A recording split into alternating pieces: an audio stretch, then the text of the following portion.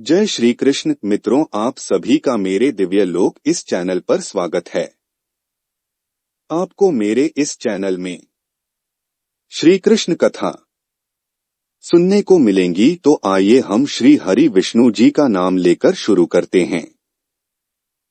श्री कृष्ण कथा में सुनेंगे कन्हैया ने मिट्टी खाई। श्रीमद् भागवत महापुराण के अनुसार एक दिन बलराम आदि ग्वाल बाल श्री कृष्ण के साथ खेल रहे थे। उन लोगों ने माँ यशोदा के पास आकर कहा, माँ, कन्हैया ने मिट्टी खाई है। हितैषिणी यशोदा जी ने श्री कृष्ण का हाथ पकड़ लिया। समय श्री कृष्ण की आंखें डर के मारे नाच रही थीं। यशोदा मैया ने डांटकर कहा, क्यों रे नटखट, तू बहुत ढीठ हो गया है। तूने अकेले में छिपकर मिट्टी क्यों खाई? देख तो तेरे दल के तेरे सखा क्या कह रहे हैं।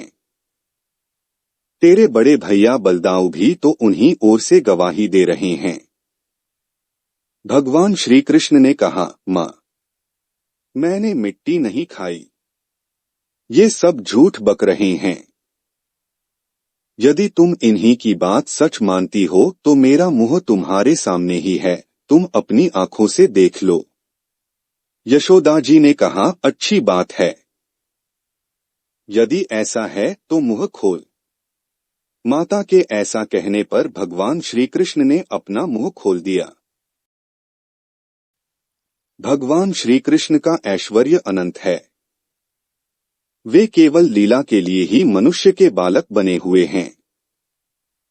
यशोदा जी ने देखा कि उनके मुंह में चराचर संपूर्ण जगत विद्यमान है। आकाश वह शून्य जिसमें किसी की गति नहीं, दिशाएं, पहाड़, द्वीप और समुद्रों के सहित सारी पृथ्वी, बहने वाली वायु, विद्युत, अग्नि, चंद्रमा और तारों के साथ संपूर्ण ज्योतिर्मंडल, जल, तेज, पवन, वियत, प्राणियों के चलने फिरने का आकाश, वैकारिक अहंकार के कार्य देवता, मनेन्द्रिय, पंचतन मात्राएं और तीनों गुण श्री कृष्ण के मुख में दीख पड़े।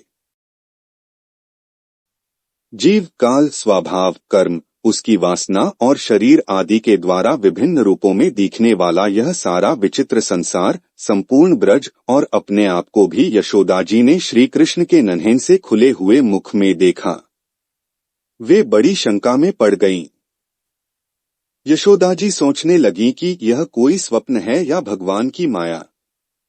कहीं मेरी बुद्धि में ही तो कोई भ्रम नहीं हो गया है।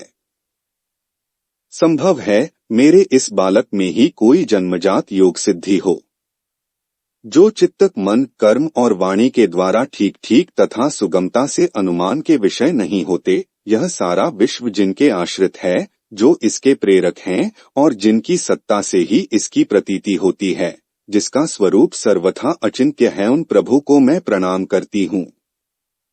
यह मैं हूँ और ये मेरे पति तथा यह मेरा लड़का है।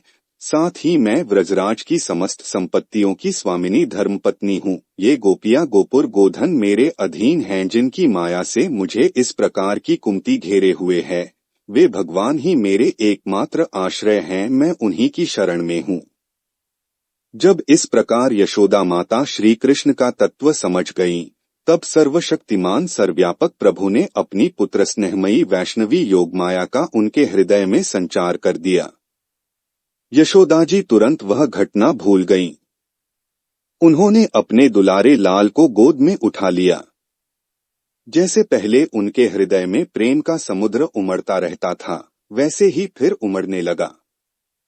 सारे वेद, उपनिषद, सांख्य, योग और भक्तजन जिनके महात्म्य का गीत गाते गाते अघाते नहीं, उन्हीं भगवान को यशोदा जी अपना पुत्र मानती थीं। हमने अभी श्री कृष्ण कथा सुनी। इसी तरह से श्री कृष्ण कथा इस चैनल में आपको सुनने को मिलेंगी, तो इस चैनल को सब्सक्राइब कीजिए। धन्यवाद।